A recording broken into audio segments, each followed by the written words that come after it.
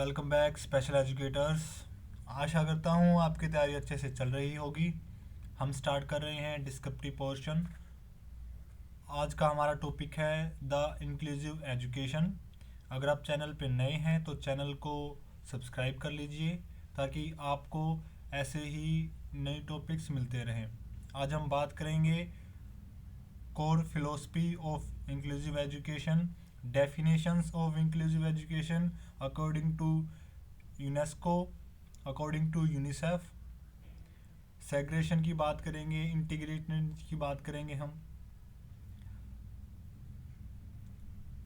हमने 1000+ MCQ cover कर लिए हैं। तो चलिए स्टार्ट करते हैं पहली स्लाइड से। The core philosophy.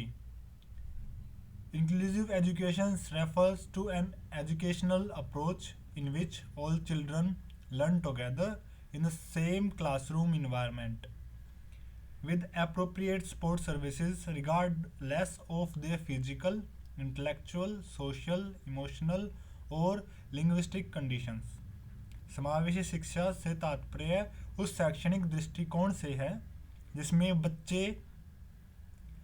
अपनी शारीरिक, बौद्धिक, सामाजिक, भावनात्मक या भाषाई स्थितियों की परवाह किए बिना उचित सहायता सेवाओं के साथ एक ही कक्षा के माहौल में एक साथ सीखते हैं। इसका मीनिंग ये है कि the education system must adapt to the child, not the child to the system. शिक्षा प्रणाली को बच्चे के अनुकूल होना चाहिए, ना कि बच्चे को प्रणाली के अनुकूल।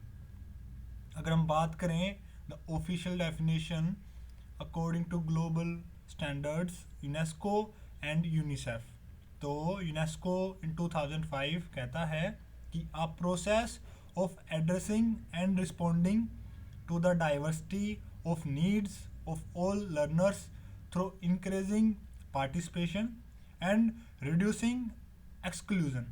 सभी शिक्षार्थियों को सीखने, संस्कृतियों और समुदायों में भागीदारी बढ़ाकर और शिक्षा के बहिष्कार को कम करके उनकी विविध आवश्यकताओं को संबोधित करने और प्रतिक्रिया देने की एक प्रक्रिया है इंक्लूसिव इंक्लूजन।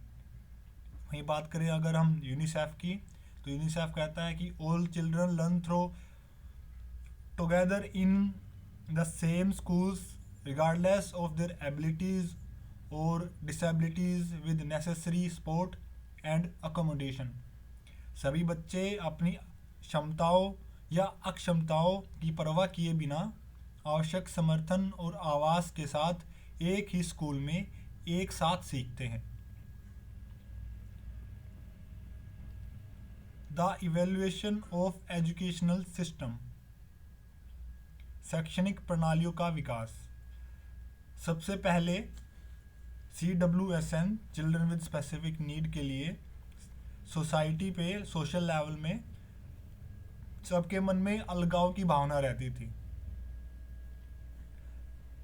सेग्रेशन, इसमें child is placed in a separate और आइसोलेटेड इन्वायरमेंट। बच्चे को एक अलग या पृथक वातावरण में रखा जाता था जिससे वो और किसी के साथ कांटेक्ट ना बना पाए। सेग्रेशन के बाद टर्म यूज हुई इंटीग्रेशन, एकीकरण। Child is placed in the regular system but must adapt to it. बच्चे को नियमित प्रणाली में रखा जाता है लेकिन उसे इसके अनुकूल होना पड़ता है। और इसी चीज़ को पक्का करने के लिए CWSN के लिए कुछ रूल भी बनाए जाते हैं जिसको बच्चा फॉलो करेगा।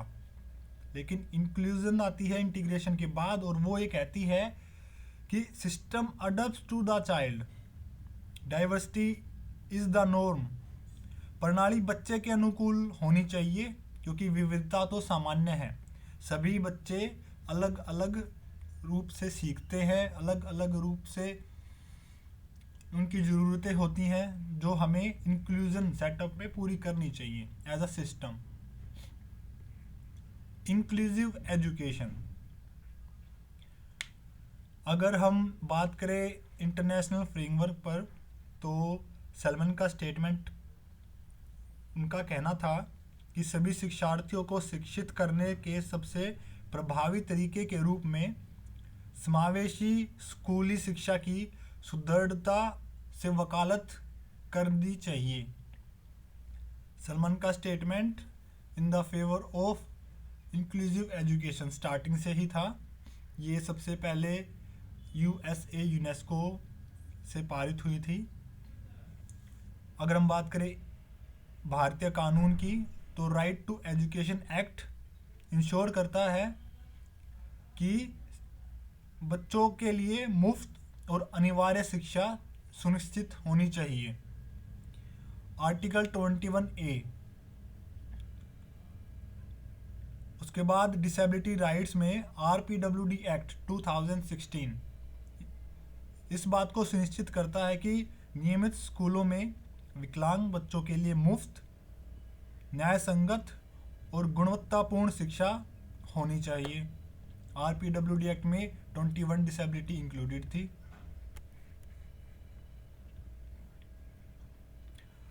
नेक्स्ट एक कॉन्सेप्ट है एजुकेशन फॉर ऑल, कि सभी बच्चों के लिए शिक्षा। हर बच्चे को मुख्य धारा की शिक्षा तक पहुंचने का अधिकार है। और वो कैसे? सभी टाइप के इन्वायरमेंट बैरियर्स को हटा करके LRE एक टर्म यूज़ की जाती है, लीस्ट रिस्ट्रिक्टिव इन्वायरमेंट। फिर उसके बाद भागीदारी और अपनापन की भावना को सहयोग करके बढ़ावा देके, विविधता की स्वीकृति कर व्यक्तिगत समर्थन देकर और सहयोगात्मक शिक्षण देकर, कोलैबोरेटिव टीचिंग या पीयर ट्यूटरिंग, लचीला पाठ्यक्रम बनाकर हम एजुकेशन फॉर ऑल यानी every child has the right to access mainstream education में लाने का काम करती है इंक्लूसिव एजुकेशन। अगर हम बात करें फ्रॉम एक्सक्लूजन टू इंक्लूजन की, बहिष्कार से समावेश की ओर बाधाओं को दूर करना, physical barriers removed, ramps, accessible washrooms and proper seatings, बौद्धिक बाधाएं दूर की गई, जैसे कि व्हीलचेयर वाले बच्चे के लिए रैंप्स बनाए गए, सुलभ शौचालय बनाए गए और बैठने के लिए उचित व्यवस्था की गई। Curricular barriers removed, modified assessments and accessible learning materials, पाठ्यक्रम की बाधाएं दूर की गई, संशोधित मूल्यांकन और सुलभ शिक्षण सामग्री, जैसे विजुअल लर्नर के लिए चार्ट, इंटरैक्टिव विजुअल शेड्यूल्स बनाए गए। एटीट्यूडनल बैरियर्स रिमूव्ड, दृष्टिकोण संबंधी बाधाएं दूर की गई, शिक्षक और सहपाठी संवेदीकरण के माध्यम से कलंक को मिटाना इसमें शामिल था, क्योंकि पहले टीचर और पीयर्स सिस्टम में बच्चे को एडजस्ट करने के लिए कहते थे, बट इन इंक्लूजन सिस्टम बच्चे के लिए एडजस्ट होता है।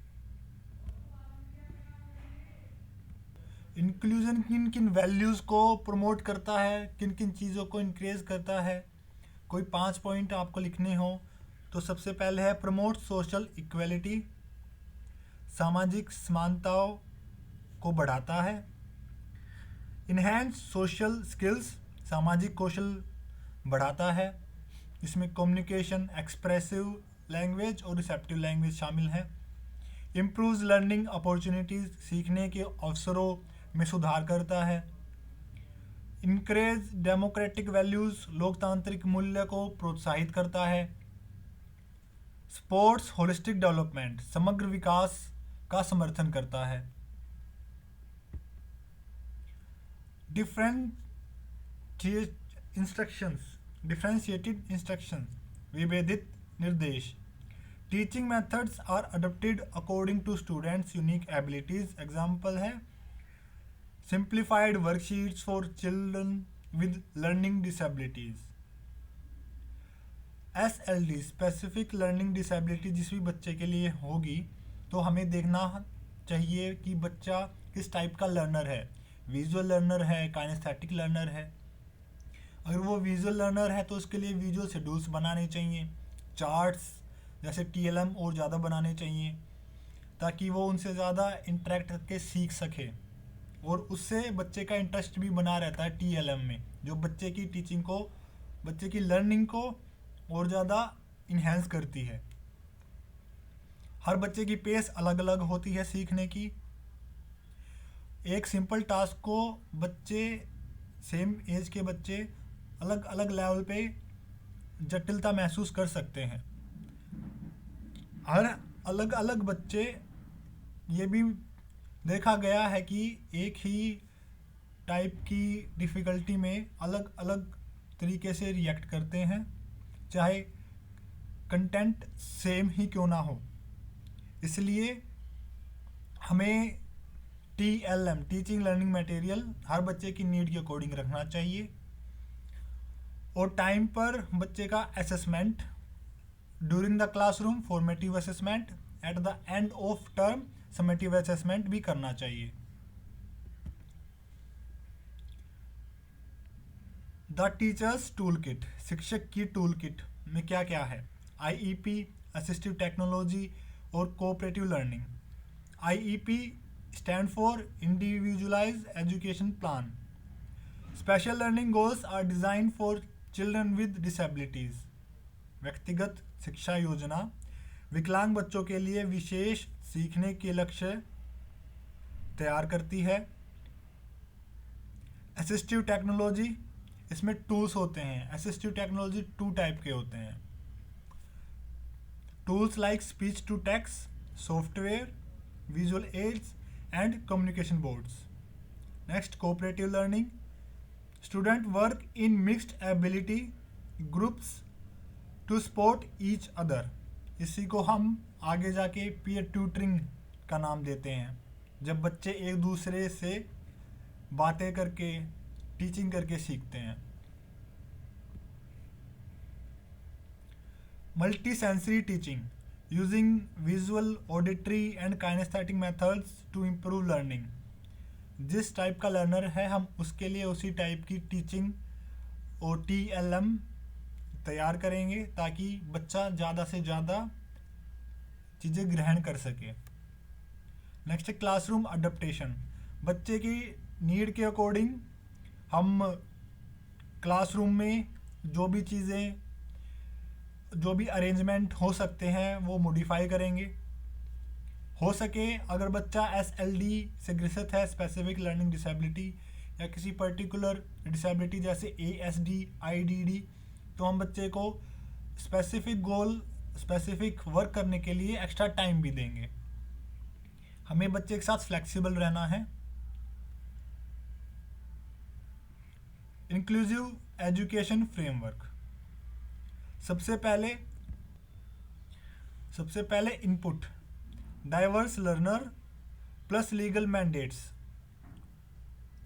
हर क्लास में डिफरेंट टाइप के लर्नर्स होते हैं, उनको सपोर्ट करने के लिए लीगल मैंडेट्स प्रावधान हैं, जैसे RPWD, RTE, NTA, PWD, RCI act, जो कि LRE लीस्ट रिस्ट्रिक्टिव इन्वायरमेंट को प्रमोट करते हैं, यानी बैरियर को हटाते हैं।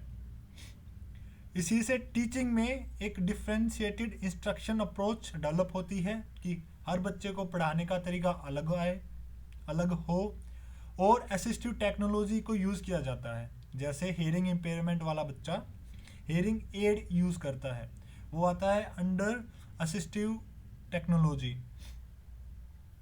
इससे हम सुनिश्चित करते हैं कि सभी को समान अवसर मिले, जिसका परिणाम स्वरूप ये निकल के आता है कि बच्चे का होलिस्टिक डेवलपमेंट होगा और सामाजिक स्तर पर सभी को समानता मिलेगी।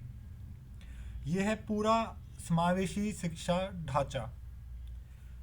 लॉज एक्ट में आप RPWD, PWD, RCI, NTA act 1999 याद रखेंगे, ये मोस्ट इम्पोर्टेंट है। बैरियर की जब बात आएगी तब आप LRE टर्म को बिल्कुल मत भूलना, लीस्ट रिस्ट्रिक्टिव इन्वायरमेंट। प्रोसेस में आपको याद रखना है कि हर लेवल पे टीचर को बच्चे का असेसमेंट करके नीड समझ के उसके according plan, IEP, goals set करने हैं और TLM बनाना है, क्योंकि इससे हम बच्चे को समान अवसर देते हैं जो कि आगे जाके उसके होलिस्टिक डेवलपमेंट में यानी फिजिकल, कोग्निटिव, सोशल, इमोशनल और लैंग्विस्टिक के एरियाज में जितना पॉसिबल हो सके उतना डेवलप बच्चा कर सके। इसको प्रमोट करता है होलिस्टिक डेवलपमेंट। हम इसको फर्दर 2 एरियाज में डिफाइन करते हैं in the setup of school, scholastic and co scholastic. Scholastic academic related area होता है और co scholastic physical education and games से रिलेटेड होता है। ये चीज़ें हम कंटिन्यूस करते हैं और बार बार करते हैं इन अ कम्प्रीहेंसिव वे, इसलिए this is a continuous and comprehensive evaluation for the child.